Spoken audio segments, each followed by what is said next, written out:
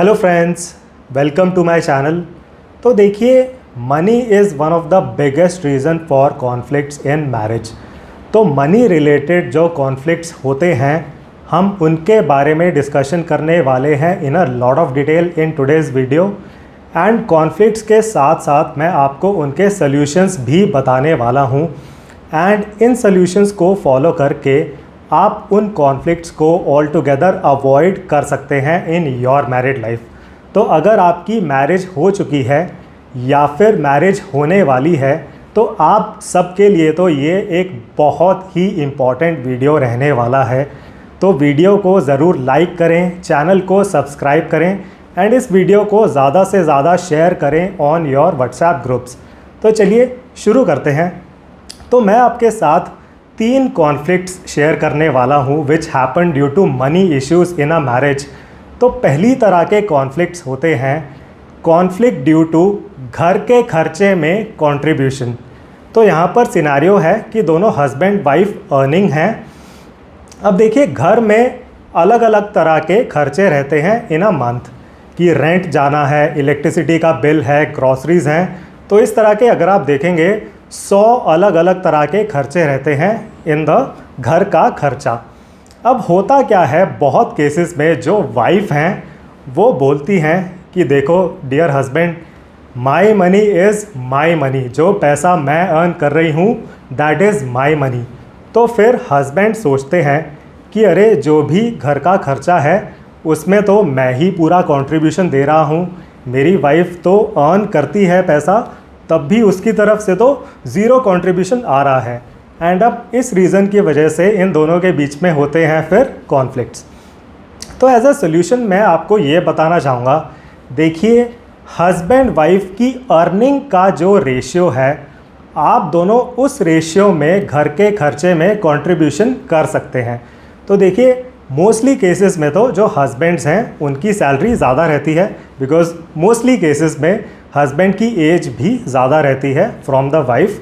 तो हस्बैंड की सैलरी ज़्यादा रहती है।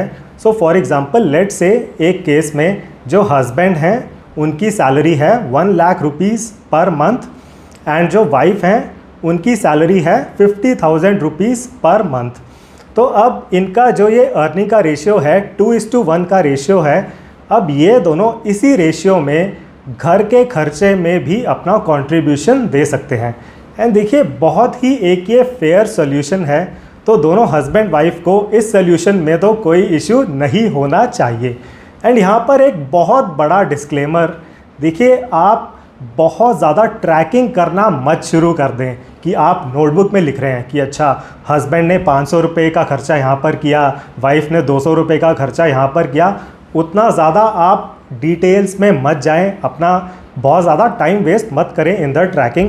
तो मोटा मोटी आप इंश्योर कर सकते हैं कि आप उस 2:1 के रेशियो में, या जो भी आप दोनों की अर्निंग्स का रेशियो है, तो आप मोटा मोटी इंश्योर कर सकते हैं कि आप दोनों उसी रेशियो में कंट्रीब्यूशन दे रहे हैं इन द घर का खर्चा। एंड अगर 500 रुपये, 1000, 2000 रुपये ऊपर नीचे हो जाता है तो it should not be a big deal between the husband and wife. तो ये था कॉन्फ्लिक्ट नंबर 1। आगे बढ़ते हैं, दूसरी तरह के कॉन्फ्लिक्ट्स होते हैं। Now conflict number 2, conflict due to husband wife giving money to their original family. तो बहुत केसेस में क्या होता है, शादी के बाद पता लगता है कि जो लड़का है उसके ऊपर तो बहुत लायबिलिटीज़ हैं। तो उस लड़के ने अपने पेरेंट्स को घर दिला रखा है एंड जो लोन है वो उस लड़के के नाम पर है। तो हो सकता है उस लड़के की सैलरी थी 2 lakh rupees per month, which is a good salary, but उसमें से 80,000 रुपये तो उस घर की EMI में ही जा रहे हैं। एंड वो घर नाम में है of the parents, but loan ये लड़का पे कर रहा है। एंड इस लड़के के हो सकता है आगे जाकर और भी बड़े प्लान हैं कि वो तो अपनी छोटी बहन की शादी में भी बहुत खर्चा करना चाहता है। तो बहुत केसेस में ये जो चीज़ें हैं, ये जो बातें हैं, वो जो लड़की है उसको शादी के बाद ही पता लगती हैं। एंड फिर ये रीज़न बनता है फॉर अ लॉट ऑफ लड़ाई झगड़े between the husband and wife. तो ये कॉन्फ्लिक्ट हो रहे हैं in a lot of cases. अब इसका देखिए, आपको यहाँ पर ये रियलाइज़ करना है, देखिए अगर जो लड़का है या फिर जो वाइफ है, जो लड़की है, अगर वो अपनी ओरिजिनल फैमिली पर बहुत ज़्यादा खर्चा करते हैं इवन आफ्टर गेटिंग मैरिड, तो देखिए मैरिटल कॉन्फ्लिक्ट्स तो होने ही हैं। तो आइडियल केस में देखिए जो भी पैसा वो लड़का कमा रहा है या जो वो लड़की कमा रही है पैसा, इट बिलोंग्स टू हिम या it belongs to her and the spouse. वो जो आपकी ये नई फैमिली है उस नई फैमिली को बिलोंग करता है वो पैसा। एंड शादी के बाद भी अगर आप अपनी ओरिजिनल फैमिली पर, पेरेंट्स पर, सिबलिंग्स पर अगर बहुत खर्चे कर रहे हैं, फिर आप मैरिटल कॉन्फ्लिक्ट्स को इन्विटेशन दे रहे हैं।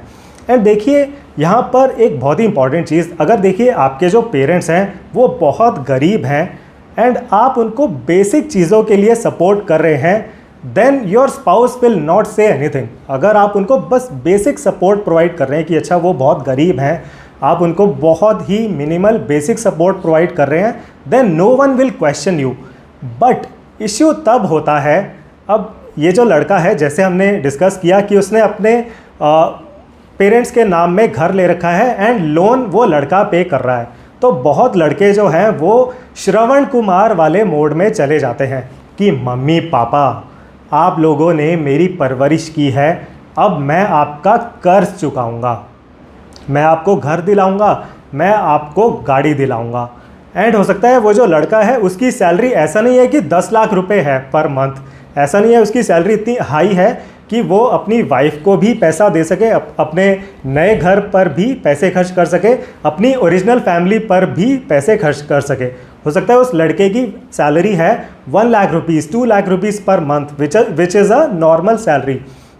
तो जो उसकी वाइफ है फिर वो टेंशन में आ जाती है, फिर वो सोचती है कि अरे हम दोनों तो इतनी कंजूसी में रह रहे हैं, हम दोनों तो रेंट पर रह रहे हैं एंड ये जो लड़का है वो तो अपने घर वालों पर, अपने पेरेंट्स पर, अपने सिबलिंग्स पर ही पैसे उड़ाए जा रहा है, राइट। एंड देखिए यहाँ पर बहुत लड़कियाँ भी ऐसा कर रही हैं। तो इस तरह के केसेस भी आपको सुनने में मिलेंगे कि जो लड़कियाँ हैं वो अपने पेरेंट्स को बोलती हैं कि डियर मम्मी पापा, मैं आपकी बेटी नहीं, मैं तो आपका बेटा हूँ, मैं आपको घर दिलाऊंगी, मैं आपको गाड़ी दिलाऊंगी, छोटे भाई की शादी होगी तो उसमें भी मैं बहुत खर्चा करने वाली हूँ, छोटी बहन की शादी में मेरा कंट्रीब्यूशन रहेगा 20 लाख, राइट। तो इस तरह के केसेस आजकल बहुत ज़्यादा हो रहे हैं and then it leads to a lot of marital conflicts. तो देखिए आपको रियलाइज़ करना है, एज आई मेंशन्ड बिफोर, अगर आप शादी के बाद भी अपनी जो ओरिजिनल फैमिली है, जो आपके सिबलिंग्स हैं, आपके पेरेंट्स हैं, अगर उन पर बहुत खर्चा करते हैं, उनको भी आप पैसे देते हैं इवन आफ्टर मैरिज, तो देखिए मैरिटल कॉन्फ्लिक्ट्स तो होने ही वाली हैं। उन कॉन्फ्लिक्ट्स को आप इन्विटेशन दे रहे हैं, no one can stop these conflicts from happening अगर आप ऐसा कर रहे हैं। तो अब एज ए सोल्यूशन आपको करना क्या है, देखिए शादी से पहले लड़की वालों को भी पूछना है क्लियरली एंड लड़के वालों को भी पूछना है बहुत क्लियरली कि हाँ भाई ये जो लड़का है उस पर लायबिलिटीज़ तो नहीं है, एंड अगर हैं तो कितनी लायबिलिटीज़ हैं, कितने की लायबिलिटीज़ हैं इस लड़के के ऊपर। सिमिलरली लड़की से भी पूछना है कि हाँ भाई ये जो लड़की है उसके ऊपर लायबिलिटीज़ हैं क्या, एंड अगर हैं तो कितने की हैं लायबिलिटीज़, राइट। तो कोई भी चीज़ आप एज्यूम मत करें। तो बहुत लोग एज्यूम कर लेते हैं कि अच्छा भाई जो लड़का है उसकी सैलरी है 2 लाख रुपीज़ पर मंथ, लड़की की सैलरी है 1 लाख रुपीज़ पर मंथ, तो दोनों की सैलरी मिलाकर रहेगी 3 lakh rupees per month, which is a brilliant salary. तो दोनों की लाइफ में बहुत मज़े होने वाले हैं। तो बहुत लोग ऐसा अज्यूम कर लेते हैं। तो देखिए आप पहले अच्छे से पूछ लें कि भाई लड़के पर या फिर लड़की पर लायबिलिटीज़ कितने की हैं, अगर हैं, राइट। तो आप कोई भी चीज़ अज्यूम मत करें, पहले अच्छे से पूछ लें ताकि बाद में आपको शौक ना लगे कि शौक लगा बाद में पता लगता है जब शादी के, तो लोगों को फिर शौक लगता है। जब आप स्पाउस सेलेक्शन करते हैं तो ये भी आप फैक्टर ज़रूर कंसिडर करें कि आपके होने वाले स्पाउस के ऊपर लायबिलिटीज़ कितनी हैं। तो ये था कॉन्फ्लिक्ट नंबर 2। आगे बढ़ते हुए तीसरी तरह के कॉन्फ्लिक्ट्स जो होते हैं वो होते हैं conflict due to husband wife taking financial decisions alone.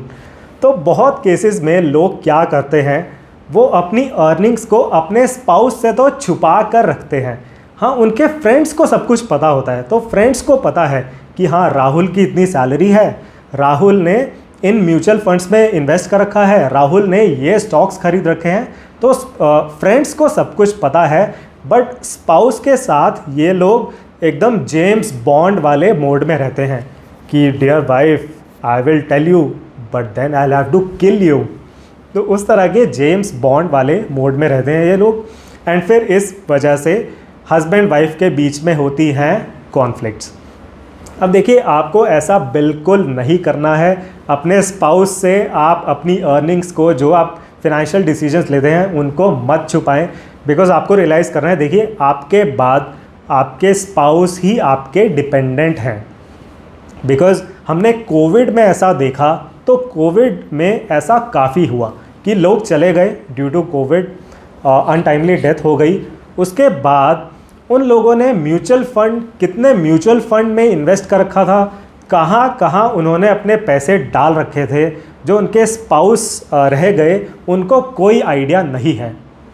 And इस वजह से अब जिसकी डेथ हुई वो तो चले गए, अनटाइमली डेथ हो गई, very sad thing in the family. But अब बाकी घर वाले सोच रहे हैं कि भाई अब ये चले गए, अब इन्होंने कौन से म्यूचुअल फंड में पैसे डाल रखे थे, कहाँ पैसे इन्वेस्ट कर रखे थे, कोई आइडिया नहीं है किसी को, राइट। तो इस तरह की चीज़ें मत करें कि आप अपने स्पाउस से अपनी अर्निंग्स छुपा रहे हैं, अपनी फिनेंशियल डिसीजन मेकिंग आप अकेले कर रहे हैं। आपको ऐसा बिल्कुल नहीं करना है।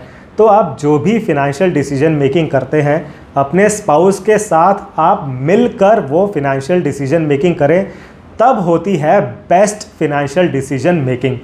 एंड देखिए, आई अग्री दैट अपने स्पाउस के साथ पैसे डिस्कस करना, पैसे की बात करना इज़ नॉट ईजी, बिकॉज आपके जो स्पाउस हैं वो आपके बारे में सब कुछ जानते हैं, एंड आपके स्पाउस जो हैं वो थोड़ा कॉशियस रहते हैं।